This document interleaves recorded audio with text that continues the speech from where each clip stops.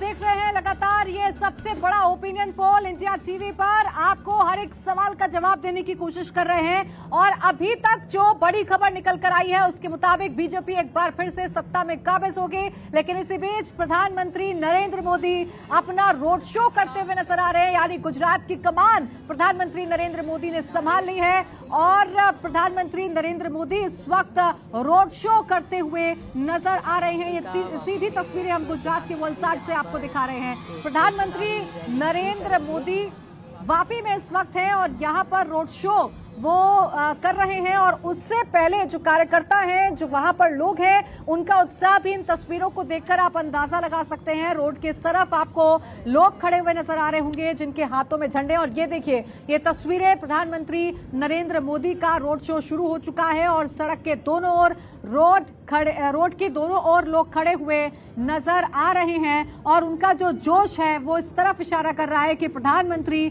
नरेंद्र मोदी का जो road show है या फिर जो उनका ये दौरा है वो कितना अहम हो जाता है। निर्णय लगातार हम इसी बात को लेकर चर्चा कर रहे थे कि जो एक कारपेट बॉम्बिंग है ये बहुत ज्यादा बीजेपी को फायदा पहुंचाती है। पीएम मोदी अब जब खुद गुजरात में पहुंच गए हैं और वो यहां पर प्रचार प्रसार करते हुए नजर आ रहे हैं, कितनी सीटों में इजाफा हो सकता है? ये जो 113 का आंकड़ा हमारे ओपिनियन पोल ने दिया है, इसमें कितनी और गुंजाइश अभी हो सकती है?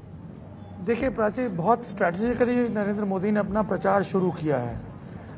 उन्होंने सबसे पहले उन इलाकों को टारगेट किया है जहां पिछली बार बीजेपी हार गई थी और ऐसा बताया जा रहा है, ऐसे जो रिपोर्ट्स हैं उसमें भी ये कहा जा रहा है कि बीजेपी उन सीटों पे थोड़ी और मेहनत बीजेपी को करनी पड़ेगी और इसीलिए आप देखिए प्रचार के शुरुआत में ही नरेंद्र मोदी ने उन सब सीटों को चुना है, वलसाड़ और वापी, जिस इलाके में इस वक्त वो है। हालांकि यहाँ बीजेपी बहुत अच्छा कर रही है। आज साउथ गुजरात का जो सर्वे में भी हमें आउटकम मिला है उस हिसाब से बीजेपी यहाँ बहुत बेहतर कर रही है। लेकिन मैं आपको बताऊँ, इसके साथ एक बड़ा इंटरेस्टिंग किस्सा जुड़ा हुआ है कि वलसाड़ में जिसका प्रतिनिधि चुना जाता है, वलसाड़ सिटी में सरकार उसी की बनती है।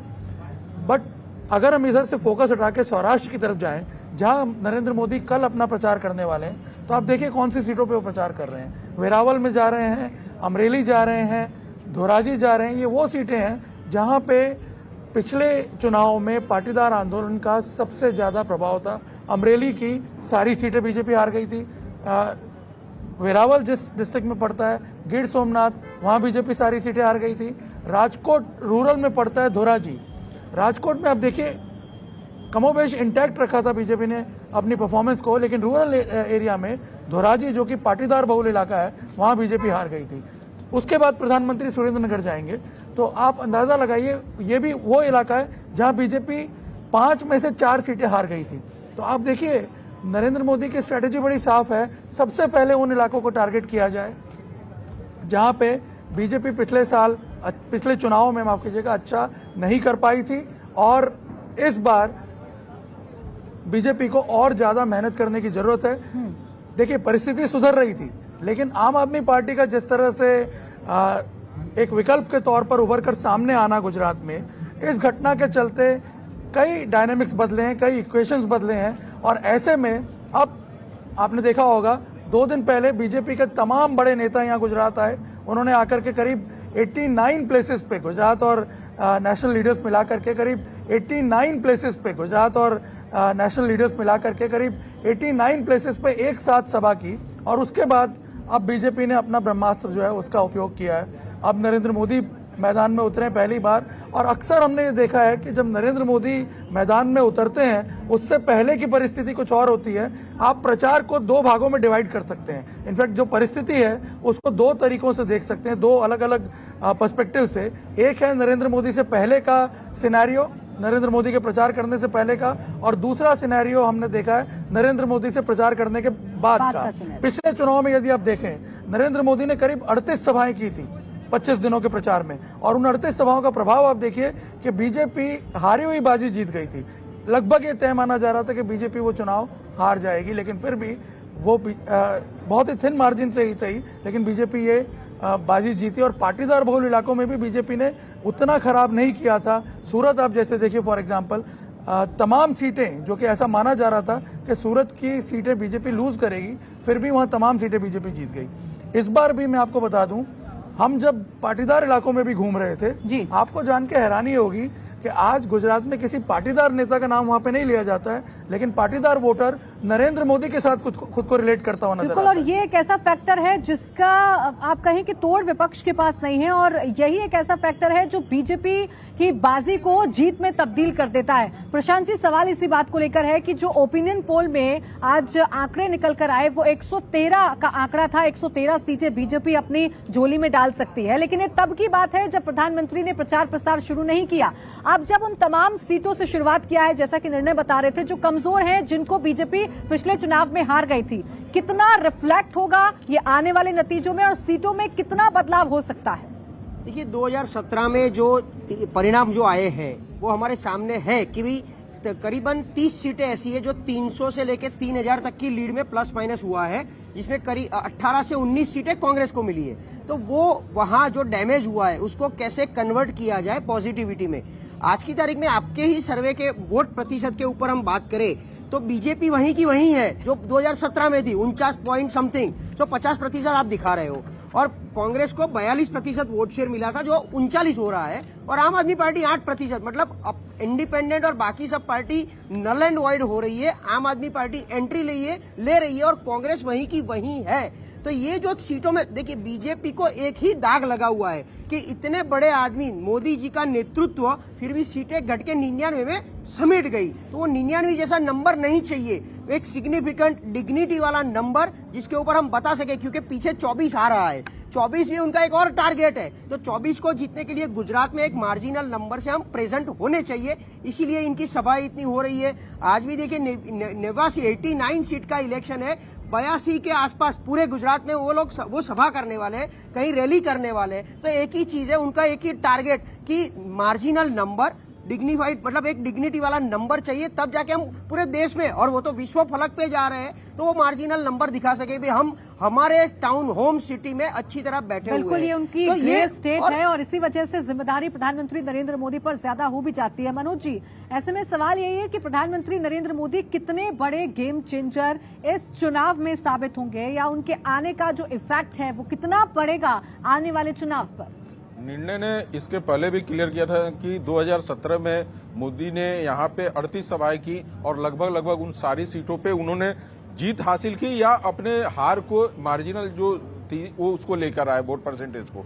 मोदी को लोग प्यार करते हैं, मोदी गुजरात को प्यार करते हैं और गुजरात मोदी को प्यार करता है, इसमें कहीं भी शक नहीं है। और यही कारण है कि हमेशा वोटर होता जो है वो मोदी के साथ जुड़ जाता है। जब मोदी यहाँ पे आते हैं वो समझते हैं किन व्यक्तियों के साथ किस तरीके से अपने आप को कनेक्ट करना है। और रही बात संगठन में काम करके उसको विस्तारित करना और उनसे काम निकलवाना, वो अमित शाह पीछे में रहते हुए वो काम को अच्छे तरीके से करते जाते हैं। और ये दो चेहरे इतने बड़े और दो हाथ इतने बड़े हैं कि जो गुजरात में बीजेपी को कमजोर नहीं होने देते हैं। जैसे आम आदमी पार्टी की चर्चाएं हो रही थी तो पिछले मोरबी, गिर और सोमनाथ और अबरेली ये ऐसे जिले हैं जहां पर बीजेपी ने तो पिछली बार जीत ही नहीं हासिल की थी। मोरबी की घटनाओं का बार बार जिक्र किया जा रहा कि इसका क्या इंपैक्ट पड़ेगा। तो मोरबी में पहले भी बीजेपी में नहीं थी और इस बार भी नहीं आएगी, तो बीजेपी को वहां से इंपैक्ट नहीं, बहुत ज्यादा प्रभाव नहीं पड़ेगा। रही बात सूरत की, हम लोग करते हैं कि सूरत में आम आदमी पार्टी को लेकर चर्चाएं बहुत हो रही है कि आम आदमी कितने ज्यादा वहां पर नुकसान कर सकती है बीजेपी को। तो बीजेपी के लिए मैं बता दूं कि उतना नुकसानदेह नहीं है। जहां सूरत में यदि आम आदमी पार्टी लड़े तो कुछ हद तक वो बीजेपी को फायदा पहुंचाएगी, और वो है सूरत पूर्व सीट है जहां पे कम मार्जिनल से बीजेपी जीती थी। महुआ सीट है, बारडोली है, बराछा है, बोटादव है। ये सब सीटें ऐसी थी बीजेपी ने बहुत मुश्किल से यहाँ पे जीतें हासिल की थी। और आम आदमी के पार्टी के आने से ये होगा कि वहां पे अब ये जो सीटें हैं बीजेपी के लिए थोड़ी सी आसान होगी। आम आदमी पार्टी सीटें जैसे हमने 0 से 6 दिखा रहे हैं, बार बार 6 की आंकड़े को बताया जाता है, तो मेरा मानना होता है कि हम जीरो के भी आंकड़े को बताएं कि हमारे आंकड़े में 0 भी है और 6 भी है, इस बीच में हम कहाँ हैं इसको देखना है। जैसे हम बीजेपी के लिए कहते हैं कि बीजेपी 104 से 117 या 119 तक जाएगी, तो ये मार्जिनल सीट जो होती है, जो बीच के जो गैप होते हैं, उस पे हम फोकस करते हैं। तो कहीं न कहीं नरेंद्र मोदी गुजरात को समझते हुए अपने रणनीति में जो काम करते हैं और फायदा दिखता भी है, पार्टी को भी दिखता है और लोग उनको पसंद करते हैं, इसमें कहीं दो मत नहीं है। और उनका सबसे बड़ा फोकस यहाँ पे जो रहता है वो महिलाओं के ऊपर रहता है और महिलाएं वहाँ पे पसंद इसलिए करती है कि महिलाओं के लिए जो इन लोगों ने योजनाएं लेकर आए थे जी, वो योजनाएं काफी प्रभावित है। जैसे स्वयं सहायता समूह है, जो ब्याज रहित उस पर इंटरेस्ट नहीं देना पड़ता है और महिलाओं के लिए ये योजना है। गुजरात मुख्यमंत्री महिला कल्याण योजना है, विधवा सहायता योजना है, मसीहा हाउसिंग स्कीम है, प्रिय बेटी स्कीम है। ये सब स्कीम है जो महिलाओं को सरकार के साथ जोड़ने का काम और करता सिर्फ है। गुजरात ही नहीं, बाकी जितने भी इलेक्शंस देखने को मिल रहे हैं उसमें महिलाओं का साथ प्रधानमंत्री नरेंद्र मोदी को और बीजेपी को मिल रहा है, जिसकी वजह से बीजेपी अच्छा परफॉर्म करती है और जीत भी हासिल करती है। तो देखिए, लगातार आप ओपिनियन पोल पर ये सबसे बड़ी कवरेज, गुजरात चुनाव की ये सबसे बड़ी कवरेज इंडिया टीवी पर देख रहे हैं। साबरमती के किनारे पर हम मौजूद हैं, लेकिन जहां पर पीएम मोदी रोड शो कर रहे हैं वापी, वहां सीधा आपको लिए चलते हैं। राजेश मेरे सहयोगी मौजूद है। राजेश, क्या आप देख पा रहे हैं फिलहाल, क्या तस्वीरें हैं, कितना जोश वहां पर लोगों में?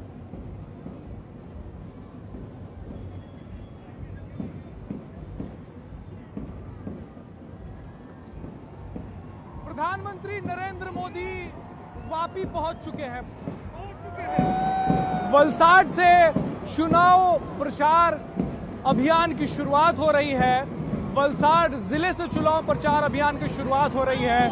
वापी भी उसी में आता है, पार्टी विधानसभा क्षेत्र। और यहाँ प्रधानमंत्री का काफिला जो है इस वक्त पहुंच चुका है। लोग पिछले कई घंटों से इंतजार में खड़े थे और आपको तस्वीरें दिखा दूं कि इस वक्त जो कॉन्वॉय है प्रधानमंत्री का वो यहाँ पे पहुंच चुका है। लोगों का अभिवादन स्वीकार करेंगे प्रधानमंत्री। सुरक्षा के चाक चौबंद इंतजाम, पुलिस की गाड़ियां आपको नजर आ रही होंगी और इसी कॉन्वॉय में प्रधानमंत्री भी हैं। प्रधानमंत्री वापी पहुंचेंगे और उसके बाद रोड पर अभिवादन स्वीकार करेंगे लोगों का। कई घंटों से लोग जो हैं वो इंतजार कर रहे हैं प्रधानमंत्री का और फिलहाल प्रधानमंत्री इस वक्त पहुंच चुके हैं और आप तस्वीरें यहाँ पे नजर जाएंगी, सिर्फ लोग ही लोग नजर आएंगे। और इस वक्त प्रधानमंत्री को कॉन्वॉय जो है वो पहुंच चुका है। वापी जो कि पार्टी विधानसभा क्षेत्र में आता है, वहां प्रधानमंत्री तकरीबन 1 किलोमीटर का ये रोड शो करेंगे और उसके बाद यहां से वलसाड विधानसभा क्षेत्र में जुजुआ गांव पहुंच जाएंगे। वहां पर विशाल जनसभा को संबोधित करेंगे। लेकिन ये लोगों का प्यार देख लीजिए, ये हुजूम जो है वो ये बताने के लिए काफी है कि लोग किस कदर प्रधानमंत्री नरेंद्र मोदी से प्यार करते हैं, क्योंकि पिछले कई घंटों से यहाँ पर लोग मौजूद हैं नरेंद्र मोदी की एक झलक पाने के लिए। यहाँ पर लगातार ढोल ताशे के साथ प्रधानमंत्री का अभिवादन लोग कर रहे हैं और तस्वीरें देख लीजिए प्रधानमंत्री आपको इस वक्त नजर आ रहे होंगे। दोनों तरफ चाहे सड़क पर लोग मौजूद हैं उनका भी अभिवादन स्वीकार कर रहे हैं, या फिर जो हाउसिंग सोसाइटीज में लोग अपने घरों में हैं वहां भी प्रधानमंत्री लोगों का अभिवादन स्वीकार करते हुए इस वक्त नरेंद्र मोदी वापी में पहुंचे हैं। लोगों का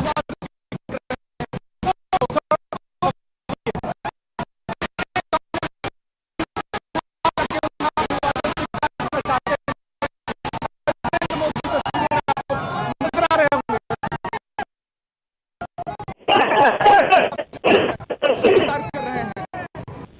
प्रधानमंत्री नरेंद्र मोदी इस वक्त वेव करते हुए नजर आ रहे हैं। देखिए, अपने दोनों हाथों को हिलाते हुए, क्योंकि वो भी जान रहे हैं कि उन्हें देखने के लिए भारी संख्या में जो उनके समर्थक हैं, जो उनके चाहने वाले लोग हैं, वो मौजूद हैं। और ये तस्वीरें अपने आप में बता रही हैं कि गुजरात प्रधानमंत्री नरेंद्र मोदी को कितना प्यार करता है। निर्णय जो तस्वीरें हम देख रहे हैं, हम ये प्रधानमंत्री को भी देख रहे हैं, उनका भी हम ये अंदाज देख रहे हैं कि गाड़ी की खिड़की से बाहर निकले हुए हैं, दोनों हाथ हिलाते हुए इस प्यार को, इस अभिवादन को स्वीकार कर रहे हैं। यानी समझे कि अब गुजरात चुनाव की शुरुआत हो चुकी है। बिल्कुल। और मैं आपको बता दूं, इस बार इंटरेस्टिंगली हम देख रहे हैं कि जहां भी मोदी जाएंगे हर जगह सभा से पहले उनका रोड शो होगा। जनरली ये फिनोमेना पहले अडॉप्ट नहीं किया जाता था, रोड शो सिलेक्टिव होते थे, लेकिन इस बार खास तौर पे रोड शो हर जगह प्लान किया गया है। उसका एक सबसे बड़ी वजह है, आप देखिए जब नरेंद्र मोदी जनता के बीच जाते हैं तब आप वहां का टेम्परामेंट देखिए, उनका टेम्परामेंट देखिए और लोगों का भी आप मूड देखिए, किस तरह का चार्ज अप हो जाते हैं लोग। और वो शायद ज़्यादा बेहतर तरीके से कनेक्ट कर पाते हैं। और हमने ये नोटिस किया है कि रोड शो का एक अपना अलग इम्पैक्ट भी होता है। बहुत करीब से जब नरेंद्र मोदी को लोग देख पाते हैं, वो और ज़्यादा चार्ज हो जाते हैं और ज़्यादा उनमें उत्साह भर जाता है। और कई बार हमने देखा कि इसका ज़बरदस्त इम्पैक्ट पड़ता है वोटिंग पैटर्न पर भी। मैं आपको बताऊं 2007 का किस्सा, 2007 का चुनाव बताया जाता है कि सबसे टफेस्ट चुनाव था गुजरात की। अगर हम पिछले 30 सालों की राजनीति की समीक्षा करें, उस चुनाव में ये बताया जा रहा था कि कोई मुद्दा नहीं था। लेकिन जो सबसे इंटरेस्टिंग पार्ट था, मौत का सौदागर वाला इशू तो बहुत बाद में आया था, लेकिन जो सबसे इंटरेस्टिंग पार्ट था उन चुनाव में, वो था नरेंद्र मोदी का पब्लिक के साथ कनेक्ट।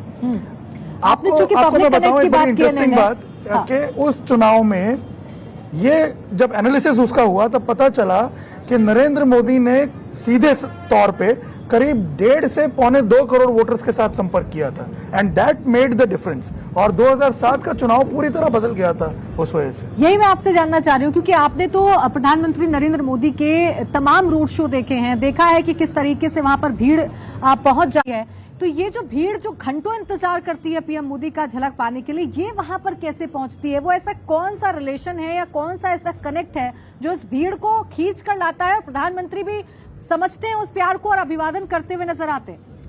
देखिए, बहुत लंबे समय के बाद मैं ये कहूँगा कि देश को एक बहुत ही कैरिस्मेटिक लीडर मिला है नरेंद्र मोदी के फॉर्म में, और ये उनका करिश्मा है जो लोगों को उनकी तरफ अट्रैक्ट करता है। हमने खुद बहुत सारे रोड शो उनके कवर किए हैं पर्सनली, और मैं आपको बता दूं कि खास तौर पे अर्बन एरियाज में तो लोगों को लेके भी नहीं आना पड़ता है उन स्पॉट्स पर, वो खुद ही आकर के घंटों तक वेट कर रहे होते हैं। और सबसे इंटरेस्टिंग बात यह है कि नरेंद्र मोदी ये बात अच्छी तरह जानते हैं कि वो किस ग्रुप में जा रहे हैं, किस ऑडियंस में जा रहे हैं, कौन सी जगह पे वो जा रहे हैं, और उसके अकॉर्डिंगली वो अपना पूरा जो एक पोस्चर है उसको सेट करते हैं। आपने कई बार रोड शो में देखा होगा, वो नीचे उतर जाते हैं, नीचे उतर के लोगों से मिलते हैं। ये कई बार हम भी जब कवर कर रहे होते हैं तब उस चीज का आकलन करने में कई बार असमर्थ अपने आप को पाते हैं कि जो चीजें हम वहां नोट नहीं कर पा रहे हैं, जब वो वहां से पास हो रहे होते हैं तब वो बड़ी आसानी से वो उन बारीकियों को ऑब्जर्व करते हैं। वो वहां जाकर के हमने देखा कई बार बड़े छोटा सा बच्चा, एक बार हमने देखा सूरत में उनके जब कॉन्वॉय गुजर रहा था रोड शो का, उस दौरान बैरिकेडिंग क्रॉस करके सड़क पे आ गया और नरेंद्र मोदी ने इमीडिएटली अपना कॉन्वॉय रोका, वो उतरे और उस बच्चे को अपनी गोद में ले लिया। अब ये जो जेस्चर्स हैं उनके, आप सोचिए जो सिक्योरिटी प्रोटोकॉल्स हैं जिसमें वो ट्रैवल करते हैं, उन सब की परवाह किए बिना जब वो इस तरह के जेस्चर्स दिखाते हैं पब्लिक के बीच में, उसकी वजह से मैंने देखा है कि काफी फर्क पड़ता है। एक सबसे बड़ी बात है कि उसकी एक इमोटिव वैल्यू है, और वो जो इमोशनल कनेक्ट है वो नरेंद्र मोदी, जो सबसे ज्यादा चौंकाने वाली बात है वो यही है कि इतने लंबे समय से वो लोगों के साथ बरकरार करते हुए चले आ रहे हैं अब तक। और इसके लिए प्रधानमंत्री नरेंद्र मोदी की अगर बात करें, अगर आज ही के दिन को देखें निर्णय, तो सुबह अरुणाचल प्रदेश में थे, फिर काशी गए, फिर अब वो वापी में है, रोड शो कर रहे हैं, एक रैली को भी संबोधित करना है। तो ये जो एनर्जी है कहीं ना कहीं ये भी इसी तौर पर काम करती है कि पीएम के आने से, मोदी के आने से पूरा का पूरा चुनाव बदल जाता है कई बार। बिल्कुल, देखिए नरेंद्र मोदी का जो एनर्जी लेवल है उसकी चर्चा अक्सर होती है, और उसकी एक वजह भी है। मैंने इतने लंबे अपने अनुभवों के दौरान किसी भी नेता में इतनी एनर्जी नहीं देखी है, किसी भी नेता के अंदर इतना जो उत्साह है। आप देखिए सुबह से, जैसे आप बता रही हैं, अरुणाचल से काशी, काशी के बाद फिर यहाँ पहुंचे हैं। चुनाव जब हो रहे होते हैं, हमने काफी सालों तक उनको गुजरात में देखा है, ऑब्जर्व किया है। चुनाव जब हो रहे होते हैं तब वो लगातार सुबह 8 बजे अपना दिन शुरू करते हैं। सुबह 8 बजे जब वो बाहर निकलते हैं तब से लेके रात 2 बजे तक वो काम कर रहे होते हैं, पहले फील्ड में और बाद में अपनी टीम के साथ। तो आप अंदाजा लगाइए कि इतना लंबा, करीब आप समझ लीजिए 18 से 20 घंटे वो काम करते हैं, और उसके बावजूद दूसरे दिन जब वो पहुंचते हैं पब्लिक के बीच में, एक बार इनफैक्ट उन्होंने अपने एक पर्सनल डिस्कशन में बताया भी था कि जब वो जनता को देखते हैं अपने आसपास, जब वो इतनी बड़ी संख्या में लोगों को देखते हैं, वो खुद भी काफ़ी चार्ज अप हो जाते हैं। वैसे आपने देखा ही होगा, पॉलिटिशियंस जो हैं वो हमेशा पब्लिक के बीच में रहना पसंद करते हैं, और नरेंद्र मोदी जो हैं वो कई बार बोलते भी हैं कि उससे उन्हें खुद को भी काफ़ी ऊर्जा मिलती है। और सबसे बड़ी बात इसमें एक ये है कि जिस तरह से उन्होंने काम किए हैं, जिस तरह से वो एक परसेप्शन उनके बारे में डेवलप हुआ है, उसके बाद उन्हें एक सबसे बड़ी जो खासियत है उनके अंदर वो ये है कि उस काम को वो लोगों के सामने रखना भी जानते हैं। वो ये भी जानते हैं कि उसको किस तरह से उसके बारे में एक पॉजिटिव परसेप्शन क्रिएट किया जाए। न सिर्फ काम हुआ है, बल्कि लोगों को ये रियलाइज होना चाहिए, लोगों को ये पता चलना चाहिए कि वो काम सचमुच में उनके फायदे के लिए हुआ है। और नरेंद्र मोदी ये बखूबी करना जानते हैं। और हमने देखा है कि लगातार गुजरात में न सिर्फ उन्होंने योजनाएं बनाई, जब वो गुजरात के मुख्यमंत्री थे, आज जब देश के प्रधानमंत्री के तौर पे वो काम कर रहे हैं, न सिर्फ वो योजनाएं बनाते हैं, बल्कि वो ये इंश्योर करते हैं कि वो योजनाएं जब लोगों तक पहुंचें तब उन्हें उसकी अहमियत भी पता चले। और वो खुद इसके लिए हर चीज को पर्सनली मॉनिटर करते हैं, हर प्रोजेक्ट को वो पर्सनली मॉनिटर करते हैं, और उसके बाद वो उन चीजों को लोगों तक सही पर्सपेक्टिव में पहुंचाते हैं। अब ऐसे ऑब्जेक्टिव्स जो हैं उसको सॉल्व करने के बाद जब वो लोगों के बीच में जाते हैं, सबसे बड़ी बात यह कि वो बिल्कुल भी हेजिटेट नहीं करते हैं लोगों के बीच में जाने में। आप देखिए, अक्सर नेताओं के अंदर ये चीज आपको देखने को नहीं मिलेगी। बहुत ही यूनिक बात है नरेंद्र मोदी की, कि जब वो बिल्कुल भी जनता के बीच में जाने से जरा भी हेजिटेट नहीं करते हैं।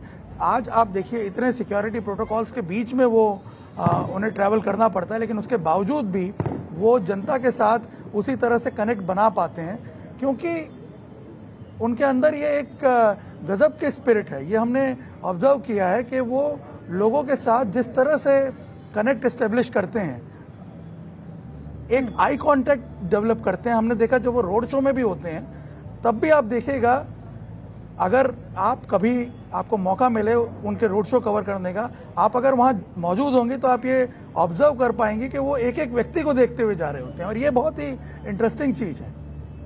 बिल्कुल निर्णय, जो बात आपने कही कि आई कांटेक्ट मेंटेन करते हैं, बिल्कुल मैंने देखा है। और जब कवर किया प्रधानमंत्री नरेंद्र मोदी के रोड शो को, तो जब वो आई कांटेक्ट करते हैं, मुझे लगता है वहीं से एक मैसेज और वो जो इमोशनल कनेक्ट की आप बात कर रहे थे निर्णय, कि वो इमोशनल कनेक्ट बन जाता है। और जो पब्लिक है, जनता है, बिना इस बात की फिक्र किए हुए कि वो कितनी देर से खड़ी है, कितनी देर से नहीं खड़ी है, लगता है कि उस पल में उसे पीएम से प्यार मिल जाता है, और यही शायद पीएम की तरफ खींच कर ले आता है पब्लिक को।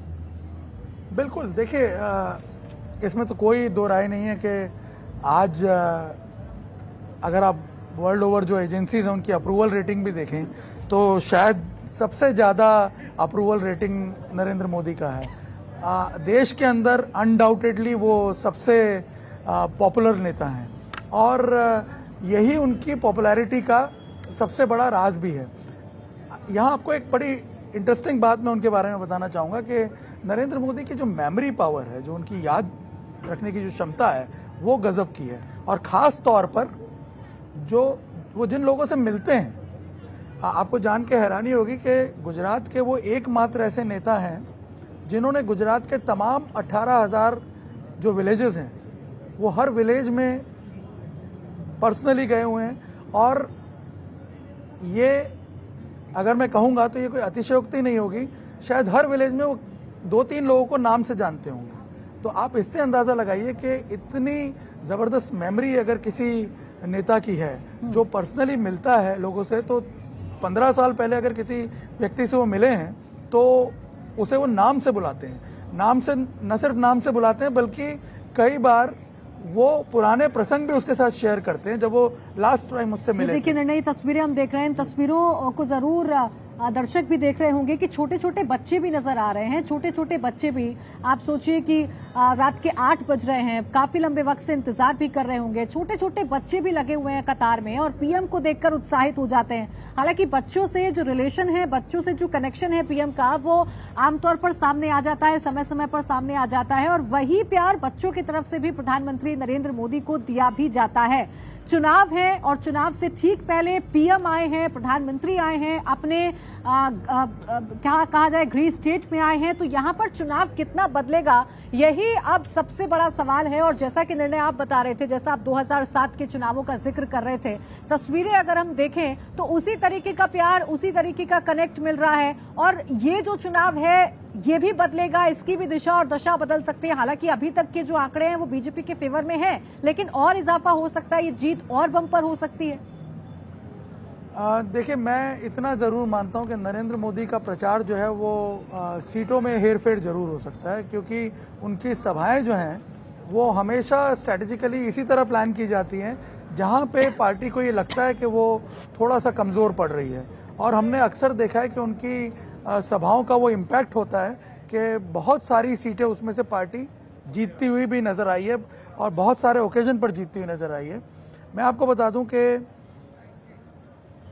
ये वाला चुनाव जिसकी हम बात कर रहे हैं अभी, ये चुनाव अगर आप शुरू में देखें, आज से अगर मान लीजिए आप 8-9 महीने पहले की बात करें, तो ये चुनाव बीजेपी बहुत ही कंफर्टेबली जीतती हुई नजर आ रही थी। ऐसा लग रहा था टीना फैक्टर पूरी तरह उसके फेवर में काम कर रहा है, ऐसा लग रहा था कि कोई अल्टरनेटिव ही नहीं है। फिर आपने देखा आम आदमी पार्टी का एक उदय होता है गुजरात में, विकल्प के तौर पे खड़ी होती है, लोग उसके बारे में चर्चाएं शुरू कर देते हैं, सोशल मीडिया पे एक परसेप्शन बनता है जिसकी वजह से ऐसा लगने लगता है कि आम आदमी पार्टी कांग्रेस से भी बड़ी चैलेंजर हो गई है। अब आप देखिए नरेंद्र मोदी का मैजिक कहाँ पे काम करता है, नरेंद्र मोदी की सूझबूझ जो है राजनीतिक वो कहाँ पे काम करती है। बहुत कम लोगों ने शायद इसको ऑब्जर्व किया होगा। ऐसा जो माहौल बन रहा था उसको काउंटर करने के लिए अगर आप जाम कंडोडा की सभा उनकी देखें या जब वो आनंद आए थे, आनंद की उनकी सभा देखें, उन्होंने दोनों जगह कांग्रेस को मेंशन किया फर्स्ट टाइम अपनी रैलीज में, और इस तरह से मेंशन किया कि कांग्रेस भी गेम में है। और उसके बाद आप देखिए पिछले 1 महीने में मैं ऑब्जर्व कर रहा हूं कि अचानक जो परसेप्शन है वो बदलता जा रहा है, चित्र जो है वो बदलता जा रहा है।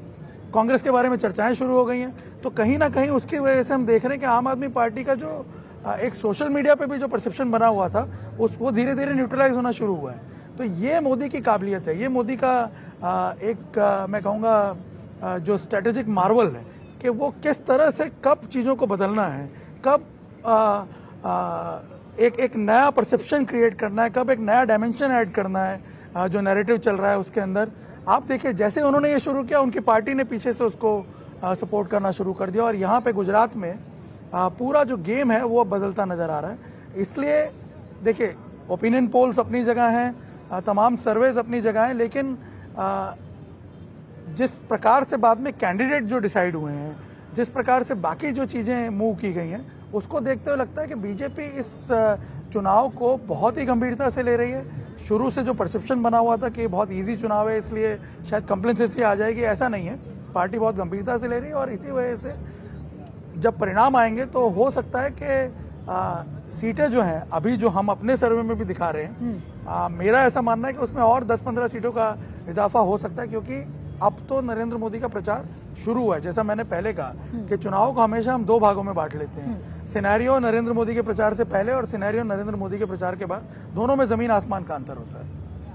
बिल्कुल। और देखिए ये जो चुनाव प्रचार अब शुरू किया है इसका क्या असर सीटों पर पड़ेगा ये तो आने वाला वक्त ही बताएगा, लेकिन फिलहाल प्रधानमंत्री नरेंद्र मोदी ने गुजरात चुनाव में प्रचार प्रसार का आगाज कर दिया है। ये कहा जाए कि अब चुनाव का आगाज हो गया है तो गलत नहीं होगा। लेकिन इस बीच जो ओपिनियन पोल इंडिया टीवी ने किया उसमें बड़ी खबर यही है कि 113 सीटें भारतीय जनता पार्टी के खाते में जा सकती हैं और कांग्रेस पीछे खिसक रही है। 2017 में 77 सीटें मिली थी और इस बार उसे 10 सीटों का या 14 सीटों का नुकसान होता हुआ नजर जरूर आ रहा है। तो ये बड़ी खबर इस वक्त की ओपिनियन पोल से जो निकल कर आई है वो यही है। इंडिया टीवी हर वक्त हर जगह डाउनलोड करने के लिए सर्च करें India TV news Google play store या ऐप स्टोर पर।